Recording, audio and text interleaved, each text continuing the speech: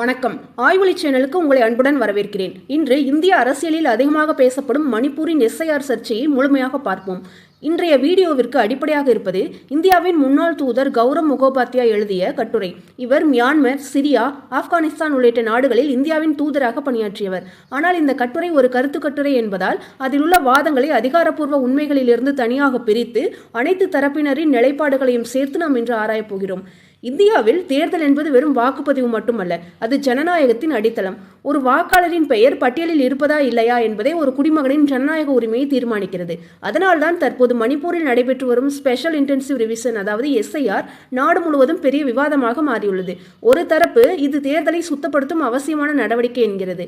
மற்றொரு தரப்பு இது ஆயிரக்கணக்கான உண்மையான குடிமக்களின் வாக்குரிமை பாதிக்கக்கூடும் என எச்சரிக்கிறது. அப்படியானால் உண்மை என்ன? முதலில் எஸ்ஐஆர் என்றால் என்ன என்பதை புரிந்து கொள்வோம். ஸ்பெஷல் இன்டென்சிவ் ரிவிஷன் என்பது தேர்தல் ஆணையம் நடத்தும் வாக்காளர் பட்டியல் திருத்த நடவடிக்கை.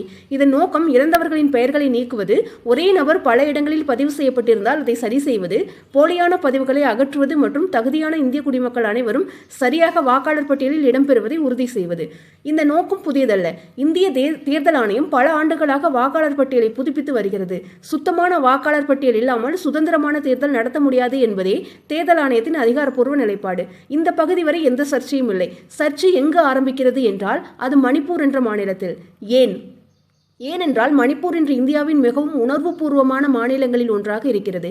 2023ஆம் ஆண்டு மே மாதம் அங்கு மெய்டாய் மற்றும் குகிசோ சமூகங்களுக்கிடையே மிகப்பெரிய இனக்கலவரம் வெடித்தது. இந்த வன்முறையில் 250க்கும் மேற்பட்டோர் உயிரிழந்தனர். 60,000க்கும் மேற்பட்ட மக்கள் தங்கள் வீடுகளை விட்டு வெளியேற வேண்டிய நிலை ஏற்பட்டது. நூற்றுக்கணக்கான கிராமங்களும் வீடுகளும் சேதமடைந்தன. பல குடும்பங்கள் இன்று வரை நிவாரண முகாம்களிலேயே வாழ்ந்து வருகின்றன. இந்த பின்னணியில்தான் எஸ்ஐஆர் நடைமுறை அமல்படுத்தப்படுவது சர்ச்சையாகியுள்ளது. இப்போது கட்டுரை முன்வைக்கும் முதல் முக்கியமான வாதத்தை பார்ப்போம். இந்த கட்டுரையின்படி இடம்பெயர்ந்த ஆயிரக்கணக்கான மக்களில் பலரிடம் தங்களின் அடையாள ஆவணங்கள் இல்லை. கலவரத்தில் வீடுகள் எரிந்ததால் ஆதார் அட்டை, கல்விச் சான்றிதழ்கள், நில ஆவணங்கள், குடும்ப பதிவுகள் போன்ற முக்கிய ஆவணங்கள் அழிந்திருக்கலாம் என்று ஆசிரியர் கூறுகிறார். இந்த நிலையில் தேர்தல் அதிகாரிகள் ஆவணங்களை கேட்கும்போது அவர்கள் எப்படி தங்களின் அடையாளத்தை நிரூபிப்பார்கள் என்ற கேள்வியை எழுப்புகிறார். இது ஒரு முக்கியமான கவலை. ஆனால் இங்கே ஒரு விஷயத்தை தெளிவாக புரிந்து கொள்ள வேண்டும். தேர்தல் ஆணையம் ஆவணங்கள் இல்லாத அனைவரும் தானாகவே வாக்காளர் பட்டியலிலிருந்து நீக்கப்படுவார்கள் என்று அதிகாரப்பூர்வமாக அறிவிக்கவில்லை.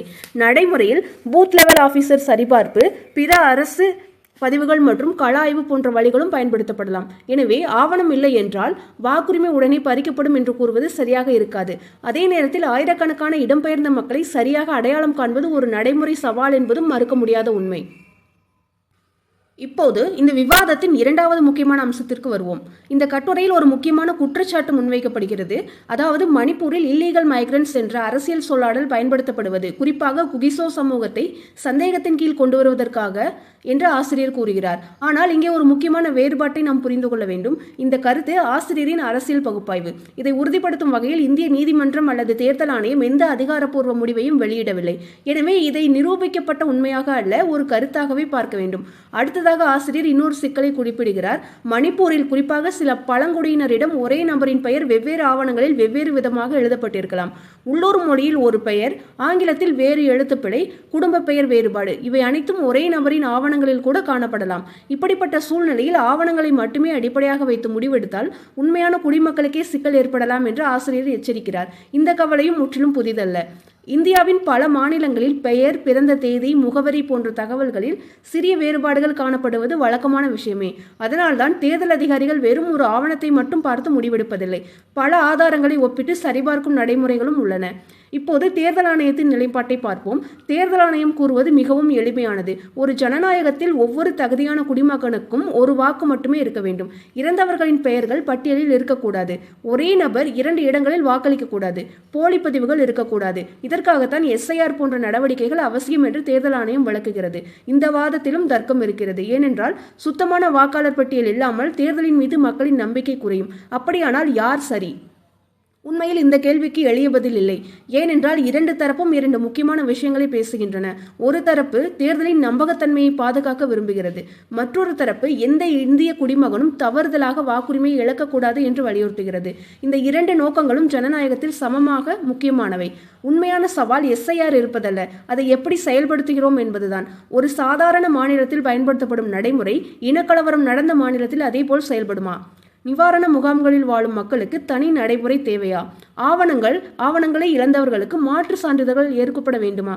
இதற்கான தெளிவான பதில்தான் இந்த விவாதத்தின் மையமாக இருக்கின்றன. இப்போது மிக முக்கியமான கேள்விக்கு வருவோம். இந்த விவகாரத்தில் இந்திய நீதித்துறையின் பங்கு என்ன? இந்திய அரசியலமைப்பு ஒவ்வொரு குடிமகனுக்கும் சம உரிமையை வழங்குகிறது. வாக்களிக்கும் உரிமை அரசியலமைப்பின் அடிப்படை அமைப்புடன் தொடர்புடைய முக்கியமான ஜனநாயக உரிமையாக கருதப்படுகிறது. அதே நேரத்தில் வாக்காளர் பட்டியலை தயாரிப்பதும் திருத்துவதும் தேர்தல் ஆணையத்தின் அரசியலமைப்பு சட்டப்பூர்வமான பொறுப்பு. அதாவது தேர்தல் ஆணையம் தனது பணியை செய்ய வேண்டும். ஆனால் அந்த பணியின் காரணமாக தகுதியான இந்திய குடிமகன் ஒருவர் தவறுதலாக வாக்குரிமையை இழக்கக்கூடாது. இந்த இரண்டுக்கும் இடையில் சமநிலையை உருவாக்குவதே சட்டத்தின் நோக்கம். இப்போது நாம் இன்னொரு விஷயத்தையும் புரிந்து கொள்ள வேண்டும். சமூக வலைதளங்களில் பலர் எஸ்ஐஆர் வந்தால் லட்சக்கணக்கான மக்கள் வாக்குரிமையை இழந்து விடுவார்கள் என்று கூறுகிறார்கள். மறுபுறம் எந்த பிரச்சனையும் இல்லை, இது சாதாரண நடைமுறை என்றும் சிலர் கூறுகிறார்கள். உண்மையில் இந்த இரண்டு கூற்றுகளுமே மிகைப்படுத்தப்பட்டவை. ஏனென்றால் எஸ்ஐஆரின் இறுதி விளைவு அதை எப்படி செயல்படுத்தப்படுகிறது என்பதை பொறுத்தது. நடைமுறையில் வெளிப்படைத்தன்மை இருந்தால், புகார்களுக்கு உரிய விசாரணை நடந்தால், மேல்முறையீட்டு வாய்ப்பு வழங்கப்பட்டால், இடம்பெயர்ந்த மக்களுக்கு தனி நடைமுறைகள் உருவாக்கப்பட்டால் இந்த பிரச்சனைகளில் பலவற்றை குறைக்க முடியும். இதனால்தான் பல மனித உரிமை அமைப்புகளும் தேர்தல் நிபுணர்களும் ஒரே கருத்தை கூறுகிறார்கள். சுத்தமான வாக்காளர் பட்டியலும் அவசியம். அதே நேரத்தில் யாரும் அநியாயமாக விலக்கப்படக்கூடாது. இதுதான் ஜனநாயகத்தின் உண்மையான சோதனை. இப்போது நாம் ஆரம்பத்தில் பார்த்த கட்டுரைக்கு திரும்பி வருவோம். இந்த கட்டுரையின் முக்கியமான செய்தி என்ன? மணிப்பூர் போன்ற இனக்கலவரத்தால் பாதிக்கப்பட்ட மாநிலத்தில் எஸ்ஐஆர் மிகுந்த கவனத்துடனும் மனிதநேய அணுகுமுறையுடனும் செயல்படுத்தப்பட வேண்டும் என்பதே ஆசிரியரின் கருத்து. அதே நேரத்தில் இந்த கட்டுரை கூறும் சில அரசியல் நோக்கங்கள் மற்றும் உள்நோக்கங்கள் எழுத்தாளரின் மதிப்பீடுகள் அவற்றின் நிரூபிக்கப்பட்ட உண்மைகளாக கருத முடியாது. அதனால்தான் எந்த ஒரு கருத்து கட்டுரையும் படிக்கும்போது அதனுடன் அதிகாரப்பூர்வ தகவலையும் சேர்த்து பார்ப்பது மிகவும் அவசியம். ஒரு ஜனநாயகத்தில் வெற்றி பெற வேண்டியது எந்த அரசியல் கட்சியும் அல்ல, வெற்றி பெற வேண்டியது ஜனநாயகத்தின் மீதான மக்களின் நம்பிக்கை. ஒரு உண்மையான இந்திய குடிமகன் வாக்களிக்க முடியாமல் போனாலும் ஜனநாயகம் பாதிக்கப்படும். அதேபோல் போலியான வாக்காளர் பதிவுகள் இருந்தாலும் ஜனநாயகம் பாதிக்கப்படும். அதனால் சரியான தீர்வு என்ன? ஒவ்வொரு தகுதியான குடிமகனும் வாக்களிக்க வேண்டும். ஒவ்வொரு தகுதியற்ற பதிவும் சட்டப்படி நீக்கப்பட வேண்டும். இந்த இரண்டு இலக்குகளையும் ஒன்றாக அடைவதுதான் ஒரு வலுவான தேர்தல் அமைப்பின் அடையாளம்.